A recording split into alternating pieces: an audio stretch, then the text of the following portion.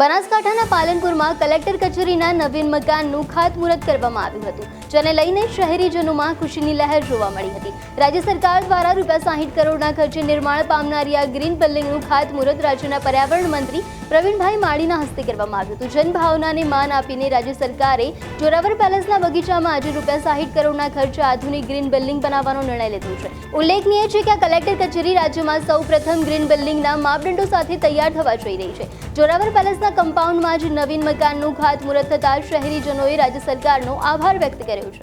સામાન્ય માણસોના પોતાના વહીવટી કામો માટે સરળતા રહે તે માટે સમય પ્રમાણે આધુનિકતા, ટેકનોલોજીનો સંગમ અને પર્યાવરણને ધ્યાને રાખીને રાજ્ય સરકારે ₹60 કરોડ રૂપિયાના ખર્ચે આ બિલ્ડિંગને મંજૂરી આપી છે। આનું આજે ખાતમુહૂર્ત કરવામાં આવ્યું છે। આ બિલ્ડિંગની વિશેષતા રાજ્યની અંદર એક અનોખી છે કે આખું બિલ્ડિંગ ગ્રીન બિલ્ડિંગ બનવાનું છે। દરેક બાબતની વસ્તુ ધ્યાન રાખી છે કે ઈચ એન્ડ એવરી વસ્તુ રિસાયકલ થાય તેનું ધ્યાન રાખી છે, મટીરિયલ રિસાયકલ થાય એનું પણ ધ્યાન રાખ્યું છે। એટલે કુલ મનાઈને જે એના નોર્મ્સ હોય છે ગ્રીન બિલ્ડિંગના, તેવી પ્રથમ બિલ્ડિંગ આ બનાસકાંઠાની કલેક્ટર કચેરી બની રહી છે, તેનો આનંદ પણ છે।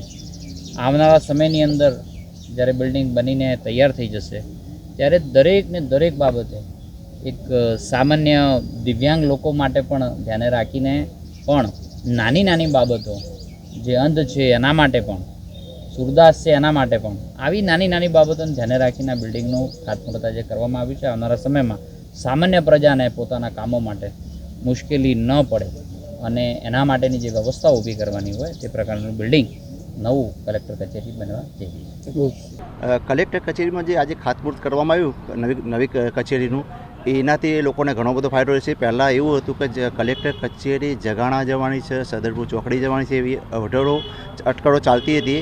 તેના લીધે લોકોને બહુ બધું તકલીફ પડત જે ત્યાં ગયું હતું, પણ અહીં કરી છે એના લીધે લોકોને આવવા જવામાં સુલભ રહેશે। બધી કચેરીઓ એકબીજા નજીક હોવાથી લોકોને બધું ફાયદો રહેશે અને સમય પણ લોકોનો બચશે, જેથી કરીને લોકોને વધારે સુલભ રહેશે અહીંયા।